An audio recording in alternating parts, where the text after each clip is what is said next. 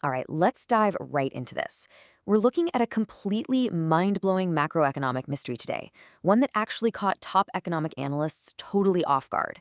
I'm super excited to share this explainer with you because, frankly, it challenges everything we thought we knew about global supply and demand.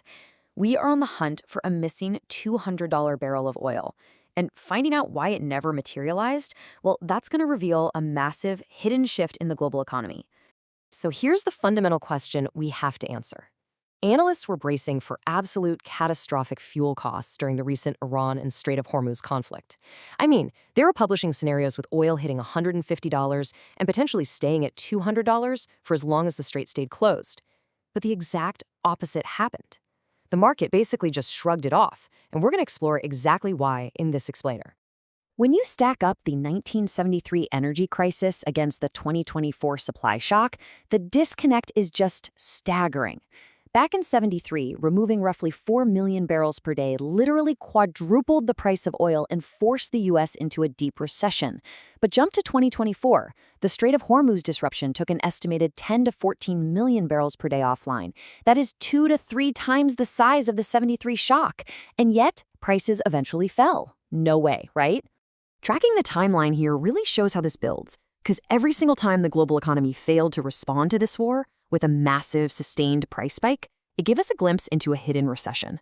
Prices did initially spike to $119 in March, but by early July, even though the strait wasn't anywhere near back to normal, crude had fallen below its pre-war price of $72.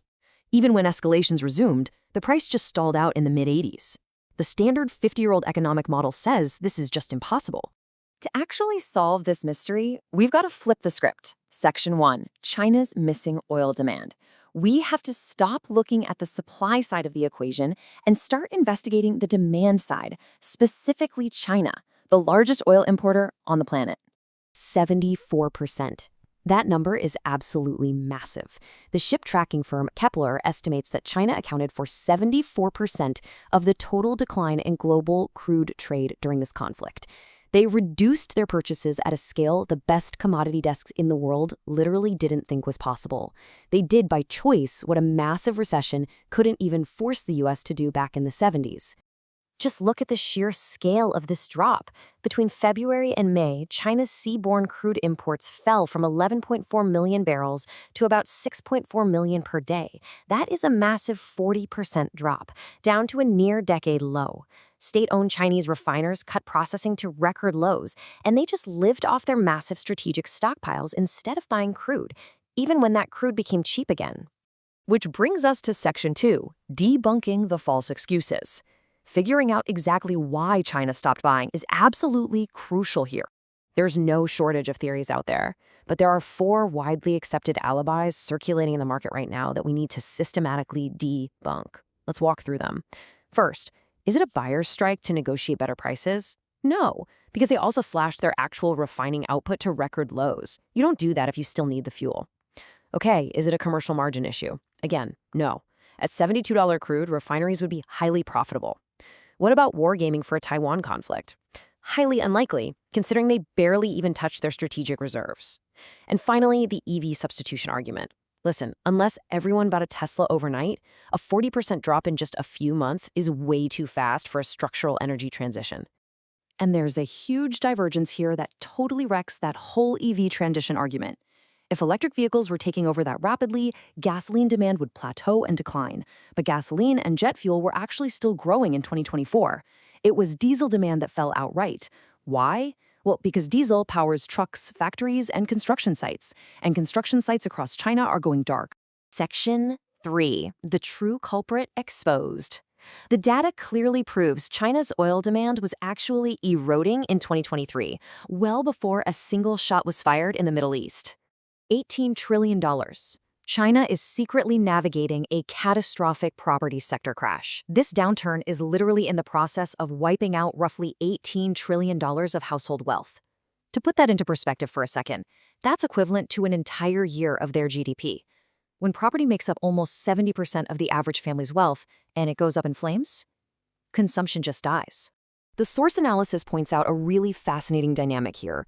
Global markets use China's oil import numbers as a proxy for their economic health, right? Well, according to the research, the geopolitical conflict provided an inadvertent cover story. It allowed the reduction of oil purchases and reserve building to happen without them broadcasting a severe economic downturn to the global market. Honestly, the signs are everywhere if you know where to look. They've been near crisis-led deflation since 2023. Retail sales are down. And incredibly, for the first time in at least 30 years, China completely omitted their numeric target for urban job creation from their 5-year plan. Countries do not hide good economic news. Much like Japan in the 1990s, when the core asset holding your wealth collapses, that economic sickness just spreads. Section 4. The U.S. economic slowdown. Unfortunately, this isn't just a localized problem. The two biggest oil markets in the world are pointing in the exact same downward direction. The clues indicate the United States economy is quietly getting sick too. To prove this, we need to look past the headlines and check out the oil futures curve. Think of this as a live lie detector test for the global economy. It tells us what people who actually buy and sell millions of barrels of oil believe is going to happen in the future, separating the near-term noise from long-term reality. In a genuine supply crisis, near-term oil trades at a massive premium because everyone's panicking and competing for scarce barrels right now. But look at the current reality on the right side there. That near-term premium vanished in weeks. The curve collapsed flat, and the long tail is anchored all the way down in the 60s. This means traders are terrified of weak future demand, not a lack of supply. They actually think we're on the cusp of having too much oil because economic activity is shrinking. 181,000. We're seeing that shrinking activity in U.S. labor data too. The U.S. government quietly revised its 2025 job growth down from 584,000 to just 181,000 for the entire year. To give you some context on that, 181,000 jobs used to be considered a disappointing single month.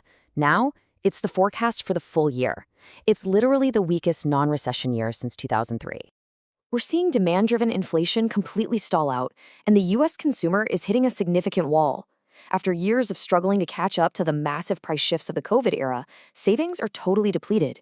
I mean, when the median first-time homebuyer is 40 years old and makes up just a tiny fraction of the market, it shows a middle class that is totally tapped out. Section 5. Preparing for the downturn. Now, paranoia is utterly useless unless it turns into action. So let's translate this macroeconomic mystery into practical steps. I really want you to think about this quote from economist Jeff Snyder. We so often think of economic disasters as single, dramatic market crashes. But a depression, or even just a severe, prolonged recession, is really characterized by a lack of upside. We don't necessarily need a 1929-style collapse to suffer, A prolonged period without real wage growth or upward momentum will suffocate a portfolio just as effectively. So how do you actually adjust? Well, the source material lays out a few tactical shifts. First, prioritize downside protection over aggressive growth.